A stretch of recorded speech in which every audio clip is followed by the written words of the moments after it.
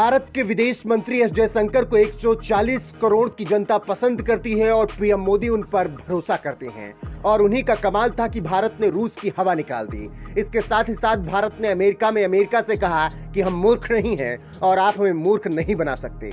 और फिर अमेरिका ने सफाई दी और कहा कि हम भारत के साथ अच्छे संबंध चाहते हैं। उसी मौका था दिल्ली के एक थिंक टैंक की ओर से आयोजित कॉन्फ्रेंस का। इसमें कई केंद्रीय मंत्रियों और सांसदों ने भी भाग लिया। सबकी मौजूदगी में उमर ने कहा कि जयशंकर जिस तरह से जियोपॉलिटिकल रस्साकसी में भारत की विदेश नीति को आगे रखते हैं, उससे वो खासे प्रभावित हैं। उमर ने कहा, ऐतिहासिक रूप से दुनिया एक ध्रुवीय, द्विध्रुवीय या त्रिध्रुवीय थी, जहां आपको पक्ष लेना ही पड़ता था। मैं आपके विदेश मामलों के मंत्री से बेहद प्रभावित हूं। मैंने उनके कुछ भाषण देखे। अभी हम देखते हैं योगी आदित्यनाथ जी के लिए ऑस्ट्रेलिया कहता है कि काश योगी आदित्यनाथ जी हमारे पास होते तो हम कोविड से बहुत बेहतर तरीके से लड़ लेते, बहुत अच्छे तरीके से उसको हैंडल कर लेते। कहीं एस जयशंकर साहब की तारीफें होती हैं, कहीं नितिन गडकरी जी की तारीफें होती हैं।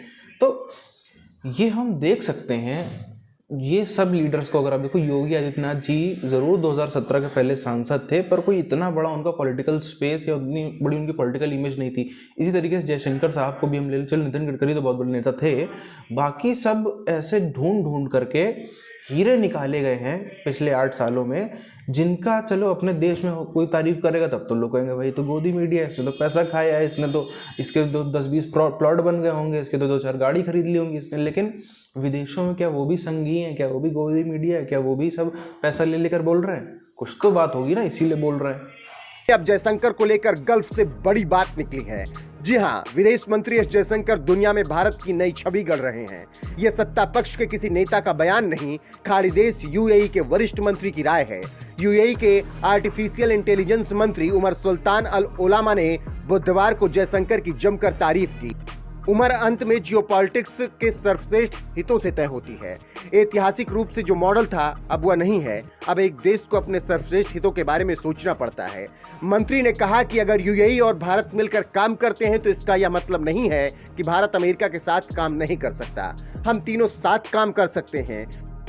यूएई के मंत्री ने कहा कि ये वक्त व्यापार के जरिए दुनिया पर प्रभुत्व का है। भारत और यूएई जैसे देशों के साथ मिलकर दुनिया पर अपनी अच्छी बढ़त बनाई जा सकती है। दिसंबर में मीडिया से बातचीत में जयशंकर ने कहा था कि इसमें दो राय नहीं कि संयुक्त राष्ट्र महासभा दुनिया की स्थिति को प्रतिबिंबित करती है, जो खास तौर पर इस समय ध्रुवीकृत है। वास्तव में दुनिया जिस अवस्था में है उसमें भारत महत्व रखता है। हम एक सेतु हैं, हम एक आवाज हैं, हम एक दृष्टिकोण, एक जरिया हैं।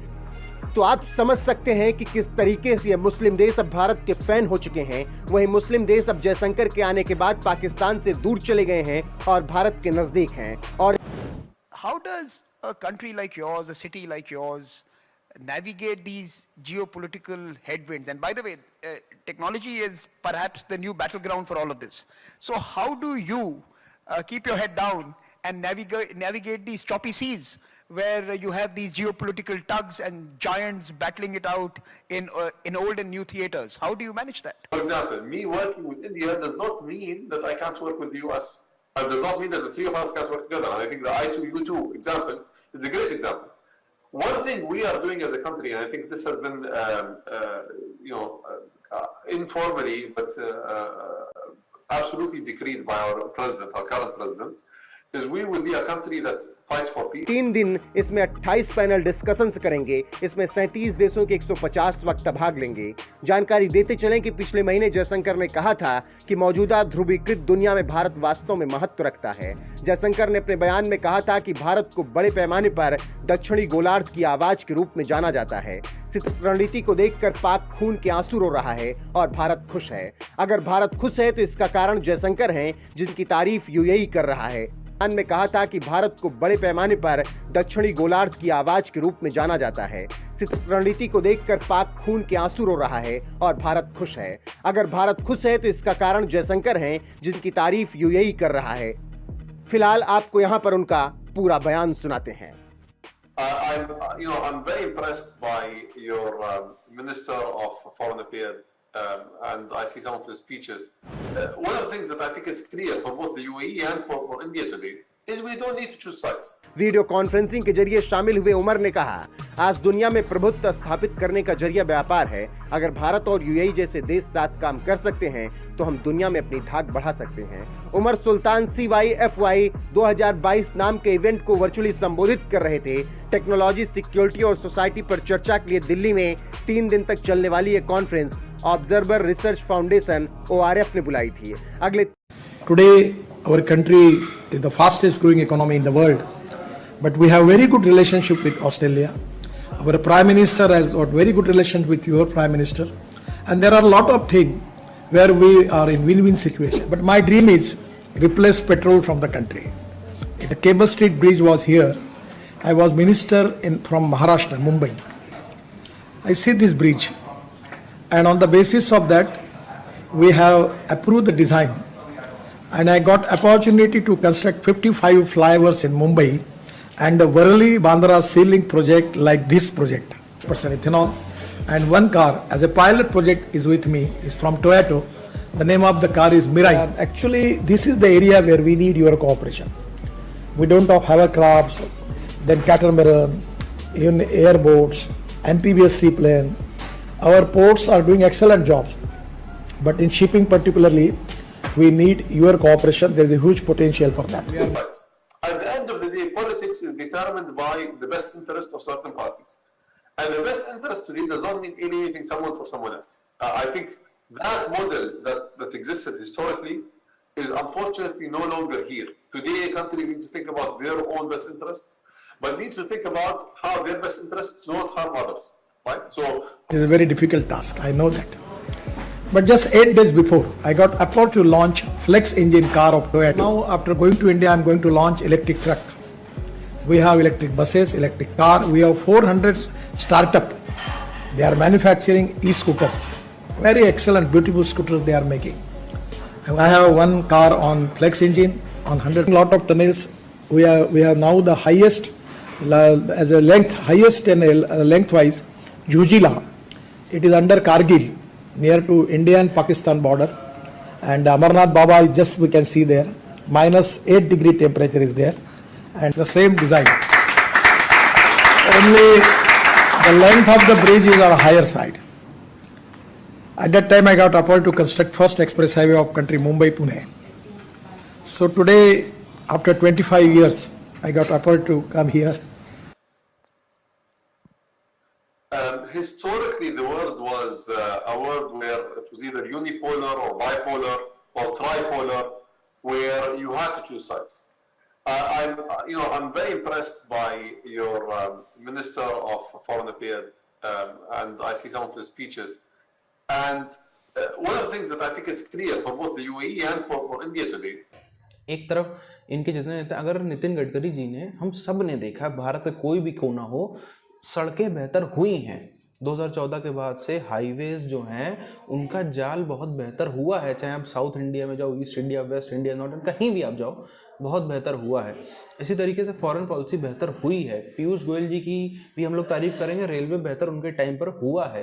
तो इन सब चीज़ों की तारीफ हमें करनी पड़ेगी, बनता है। एक तरफ आप देखो कांग्रेस किस टाइप के लीडर्स को उभार रही है। पहली बात तो 2019 से लगभग पूरे 2022 तक इधर 2.5-3 साल पूरा क्राइसिस चलता रहा कि कांग्रेस पार्टी का अध्यक्ष कौन बनेगा। 3 सालों में पता नहीं इनको कितनी सरकारें चलानी है, क्या करना है। 3 सालों में ये अपना अध्यक्ष ही नहीं डिसाइड कर पाए। फिर कैसे लोगों को ये उभारते हैं, मल्लिकार्जुन खड़गे जी टाइप के लोगों को। अब इनको अगर आप देखो, अगर आप थोड़ा सा याद करो, पिछले 6, 7, 8 सालों में आपको मल्लिकार्जुन खड़गे जी की कोई भी बात जो उन्होंने पब्लिक फोरम पे, न्यूज़ के सामने कैसी भी कुछ भी बोली, उसमें आपको क्या याद आती होगी? 90% लोगों को वही याद आता होगा। उन्होंने लोकसभा में एक भाषण दिया था कि हम तो द्रविड़ियन हैं, हम तो यहाँ मार खाते रहे हैं, आप लोग नॉर्थ इंडियन लोग, आर्यन लोग बाहर से आए हैं। ये सब क्या है? ये सब देश तोड़ने वाली बातें नहीं है तो फिर और क्या है? और उसमें भी ऐसे लॉजिक दिए जाते हैं कि स्किन कलर के हिसाब से, यानी कि अगर नॉर्थ इंडिया में भी कोई डार्क है तो वो आर्यन नहीं है। कहाँ से दुनिया भर की बातें होती रहती हैं। इस पर हम लोग चर्चा करेंगे कि थ्योरी कितनी सही है, कितनी गलत। पर अगर आपको साउथ इंडिया से लोगों को उभारना है, आप कितने कर्नाटका की अगर बात कर लें, आप DK शिव कुमार जी को उभार सकते थे, कितने ज़बरदस्त लीडर हैं कांग्रेस के। सिद्धरामैया जी को ऊपर लेकर के आते, कितने अच्छे लीडर्स हैं कांग्रेस में। साउथ इंडिया की अगर हम बात कर लें, बाकी से कोई छोड़ो तो इतने सारे प्रोग्रेसिव माइंड के लोग हैं। उनको नहीं उभारा जाता है। ऐसा व्यक्ति जिसको कर्नाटका की जनता ने ही 2019 में लोकसभा में हरा दिया, कर्नाटका की जनता खुद ही नहीं पसंद करती इस तरीके की आर्यन द्रविड़ियन वाली पॉलिटिक्स और हो और ज़्यादा इस देश में बंटवारा हुए, उनको खुद को हरा दिया लोकसभा में। अब राज्यसभा के थ्रू पहले तो उसको राज्यसभा में उस व्यक्ति को भेजा जाता है, उसके बाद अब ऐसे प्रेसिडेंट बनाने का पूरा प्रोसेस चल रहा है। इसी के साथ साथ में अगर थोड़ा सा इस पर भी हम लोग डिस्कस करें क्विकली, ज़्यादा डीप में नहीं जाएंगे, ये जो आर्यन द्रविड़ियन वाली बातें होती हैं, अगर वाकई में आर्यन बाहर से, तो वैसे ये बात आधी सच भी है। आधी सच के हिसाब से है, जिस तरीके से हम देखें जो सिंधी हैं, जो वेस्ट पंजाबी हैं, वो सब कहाँ से आए थे। अगर आज का कोई व्यक्ति होगा, आज कोई बच्चा होगा, इसको ज़्यादा नॉलेज नहीं है, वो बोलेगा पाकिस्तान से आए थे, लेकिन ये बात सच नहीं है। वो जब आए थे तब वो भी इंडिया ही था। इसी तरीके से इंडिया की बाउंड्रीज बहुत दूर दूर तक फैली हुई थी इतिहास के समय में। वहाँ से जो लोग आए वो भले ही आज का अलग अलग कोई देश हो, आज भले ही यहाँ से 500, 600, 700 किलोमीटर दूर का देश हो, लेकिन जब वो आए थे तब वो भी भारत ही था। और ऐसा भी नहीं कि पूरे सब लोग वहाँ से आए थे, कुछ यहाँ से गए थे वहाँ बिजनेस करने, वो वापस आए। या जैसे हम देखते हैं सिंधी लोग जो हमेशा सालों से, सदियों, हज़ारों साल से सिंध में रह रहे थे, उनको भी इधर पिछले 70-80 सालों में इधर इंडिया के इस हिस्से पर आना पड़ा। तो ऐसी भी चीज़ होती है। इसका मतलब ये नहीं कि जितने उत्तर भारतीय वो सब बाहर से हैं, वो भी बहुत सालों से यहाँ पर रह रहे हैं। ये थ्योरी भी अलग अलग प्रूफ जो है इसको प्रमाणित करते रहे। तो फिर ऐसे जो तोड़ने मरोड़ने वाले, देश में बंटवारा करने वाली पॉलिटिक्स लीडर को आप बढ़ाओगे तो फिर ऐसी दुर्गति नहीं होगी जो हम देख रहे हैं। इतनी कम सीटों पे सिमट जाते हो, विपक्ष कमजोर, सब कुछ, तो फिर क्या और होगा। और